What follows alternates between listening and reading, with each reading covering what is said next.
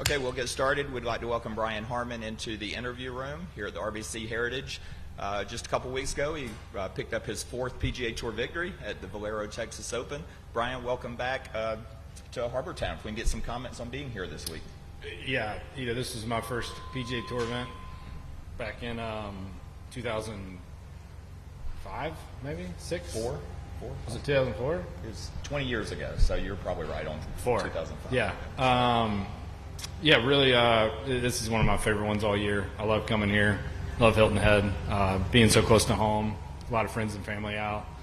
Played 9 holes yesterday. Golf course looks like it's in really, really good shape. Weather looks nice, so I'm expecting a really nice golf tournament. I am so happy that this is an elevated event, and it's gotten some of the best players in the world to come. It was always well supported, but even more so now. It's nice that South Carolina's getting big name players, and everyone seems to really enjoy it. So that pleases me a lot. And talk, obviously the state of your game is good, having won in San Antonio, but you're coming off of the Masters where you had 3 consistent rounds, 71s. I think it was just Saturday that got you. But just comment about your play at Augusta. Yeah, if I could have had 6 foot of string and moved my golf ball around on Saturday, I would have had another good day. That's just kind of the rub of that golf course. It's very difficult.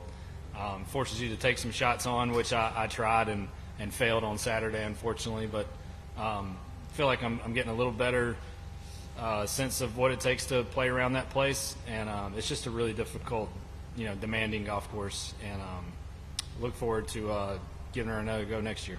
All right, we'll open it up to questions. If you'll raise your hand, we'll get a microphone to you.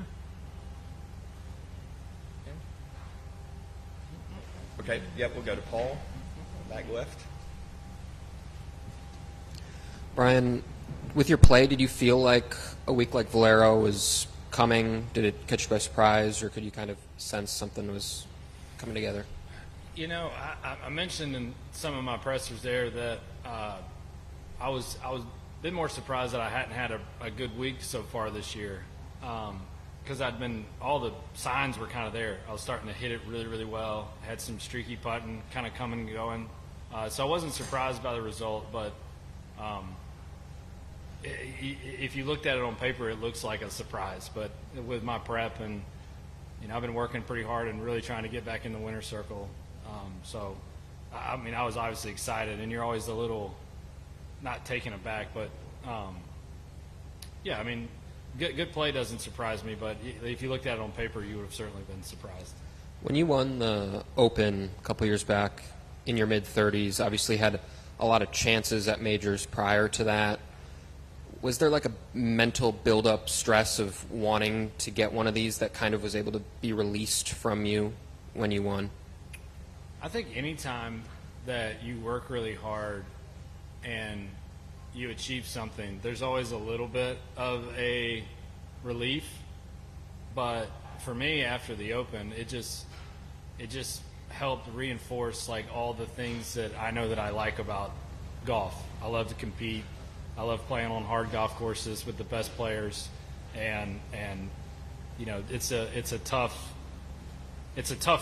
deal to get yourself into those positions to win big golf tournaments, and that's what just sort of reinforced that that's what I really love to do. All right, let's go to Tim right here. Brian, throughout your career, when you've gotten hot, you've been able to sustain it for a good length of time. Do you feel you're entering one of those periods now? I sure hope so. The signs are all there. I'm striking it great. Been putting it better. Short game's been good.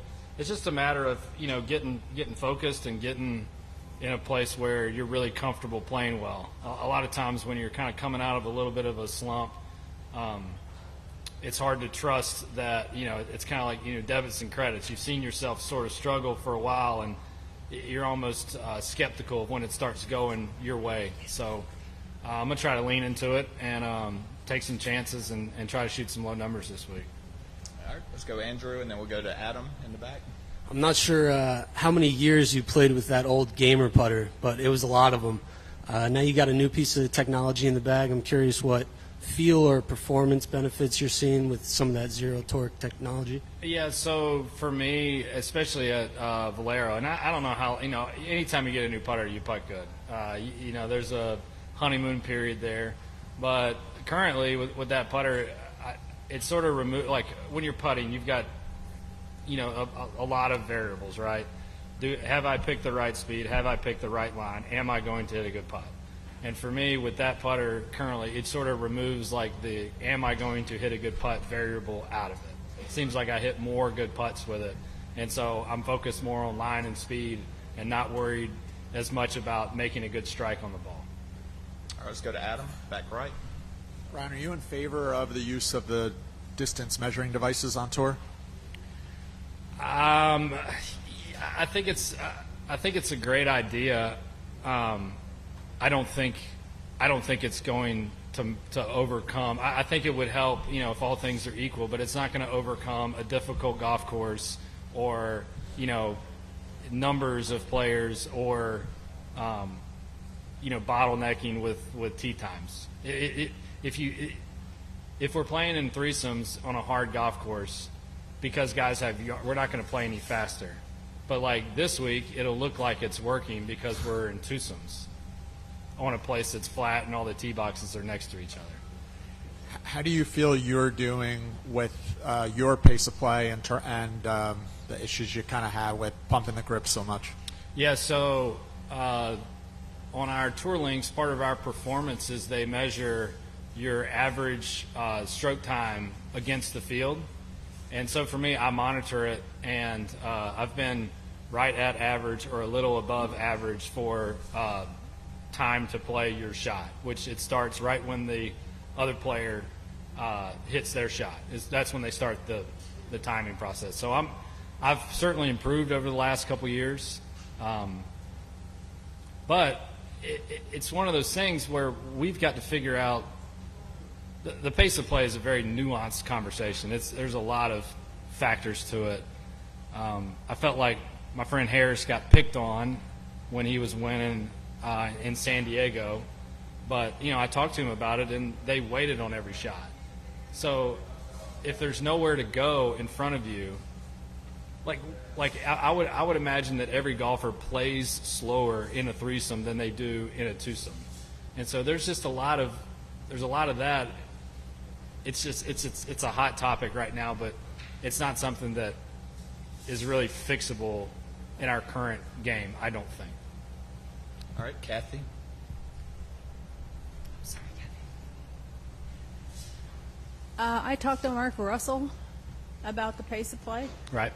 and he said that it came down to a couple different things. One was fields of 156 players, and as long as there were 156 players, everybody's going to have a good time their first 9, and then when they get to the 10th tee, because you're flipping the size of the golf course, that there's going to be a delay from then on. And he also said that what people do on the greens slows stuff down. So he called it the kabuki dance everybody does on the green. But, you know, what do you do if a guy needs another 10 seconds to be sure about a putt? I mean, are tour players going to vote to not give themselves time to make a shot? I don't think that's going to happen. They won't. No, we're playing in the most competitive time, I would argue, ever in our game. Our game's as popular as it's ever been. The stakes are higher. The money's higher. All of the things are, you know, all of the drama and all of the, you know, everything about golf is heightened to the max right now. And so, yeah, it's going to fall on a lot of deaf ears, you know. And at the same time, we wait on Thursday and Friday. If you're in a threesome on Thursday and Friday, you are waiting almost all day on the group in front of you, and they're waiting on the group in front of them. And it's just there's no space to operate. So there's no incentive to play any faster. It's like you pick up, you know, 5 seconds on how long it takes you to play, and then you wait five more seconds for your next turn. All right, let's go to Doug. How much do you pay attention to money? Very little. When did that start? Or you know, it gets talked about way too much. I feel that the vast majority of guys that are doing really well on tour and are winning and they don't do it for the money. Was there a time in recently for you, and I'm not saying you've been obsessed with it from the get-go, but you know, you knew what purses were and you knew this, that, and the other, that you just completely stopped thinking about it? It was never a point. Look, I mean, I think everyone, you know, I don't play for the money, but I still consider it. I mean, it's a nice thing, right? You're a pro. Yeah, I'm a pro. That's what I do for a living. But I remember a few years back at TPC, Sawgrass, coming down the stretch. I'm loosely in contention. I'm in one of the last few groups, probably 3 or 4 shots back, and pins back right on 17, and I aimed right at it, hit it in there, 8 feet, made the putt. And I remember doing an interview on Monday, and they were asking me like, "Oh, gosh," like, or it was a couple of ex-players like, "Oh, when I was playing, like, I think I would have been I would have been trying to lock up like 5th place or 6th place or something." And it was just not. It was like for me, I was like, well, I didn't even consider that. Like, I didn't consider what I would have gotten paid for 3rd place or 8th place or 12th place. Like, I was trying to win a golf. I was like, for me, the rush is not the check at the end. It is like, can I execute this shot and try and win this golf tournament? So for years, this has always been great tournament, a great exhale after quite a hectic week last week. Does it matter that it's? I mean, does the fact that it's a SIG event with a $20 million purse even register, or is it still the old Hilton Head? Well, these signature events, they've gotten the fields more so because of the FedEx Cup points being elevated, more so than the money being elevated. Like, you can't afford to miss one of these because of the point opportunities and how that translates into your chances into the end of the year tournaments and ultimately trying to win the FedEx Cup at the end of the year. Guys won't skip this because of if the money was lower. All right, Tim. You have the family with you this week? I do, yes, sir. How does that change the experience from 20 years ago when, you were the only focus and you were the kid, everybody was coming to see you. Now you've got a lot more responsibilities when you come to the Heritage. Of course, and that's not something that you can ever really prepare for or practice for. But for me, I just try to compartmentalize it as best as I can. And so, when I go to the course, I clock in, I go to work, I get everything I need to get done. And when I leave the course, I'm Brian the dad. I'm not Brian the golfer. Do you appreciate what everybody's been saying forever about this event, that it's a family atmosphere and players love to bring their families here? It is, man. It's the tour does overall the tour does an incredible job being so accommodating to our families. And, the traveling around as a tour player, it's not for everyone. It can be really tough, but, having those little glimmers here and there, having your family out certainly helps bridge the gap, because you do miss stuff. That's part of being a tour player. You miss baseball games, you miss dance recitals, you miss stuff that you want to be at. But at the end of the day, this is what I do, and this is how I provide, and it's my job. But at the same time, I do enjoy it. But you do have to separate it all. All right, Brian, we have some special guests from a high school in Charleston. So 3rd row here, we have a question for you. What is your warm-up routine, and how do you stay focused during it? So my warm-up routine, you talking about like in the gym, or you talking about just like hitting balls or hitting balls? So a lot of guys, they'll do like, I'll chip and then I'll putt and then I'll hit balls and I go to the first tee. For me, it's all about proximity. Like, I don't want to walk, I don't want to backtrack when I'm getting ready. So if the putting green's closest to the first tee, I'll putt last. If the putting green is the furthest from the first tee, I'll putt first. So I just kind of make it to where I'm not going back and forth. The only thing I'm really consistent about is that I step outside, and after I'm done with the gym, breakfast, whatever it is, I step outside onto the practice tee 15 minutes before I'm supposed to tee off. So that's the only real routine that I have. All right, the 2nd row right here. Did the boots fit at Valero? Did The boots. Did they fit? No, they did not. They were 12 and a half. I'm a size 9. They're beautiful boots, though. Lou Casey's. All right. Yeah, let's take another one on the 2nd, and then we'll go to Adam back right. So between your 2 wins, like between Valero and then also between the Open was the one before that one, right? Correct. So amongst others. But go ahead. Yeah, right.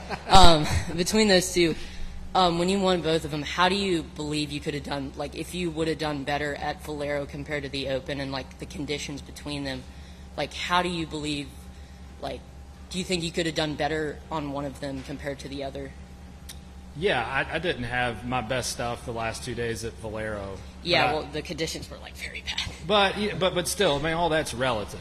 Like, you're still playing it relatively against the field, against the course. Right, I didn't right. execute as well on Saturday and Sunday as I did Thursday. Thursday, Friday were really clean. Yeah. Executed a bunch of shots, making a lot of putts. And then Saturday, Sunday, I had to get a little more creative. Right, yeah. I didn't have the command over the tee shot like I wanted to. Even though the wind's blowing and all that stuff throws you off, there's still a level of execution that I expect when I'm in contention. Didn't have it. Yeah. So I had to go to backup plan. Like, hey, I can't trust that I'm not at 100% with everything, so I'm having to play more conservative, and it ended up working to my advantage because with the wind, you have to kind of do that anyway. Mm-hmm. So I didn't have my best stuff Saturday or Sunday Valero, but it played well enough to where, I could get up and down and trust my short game, and wasn't quite as flashy as it should have been. But and then the Open, yeah, I mean, I could pick one or two here or there, but pretty solid week all week. Yeah.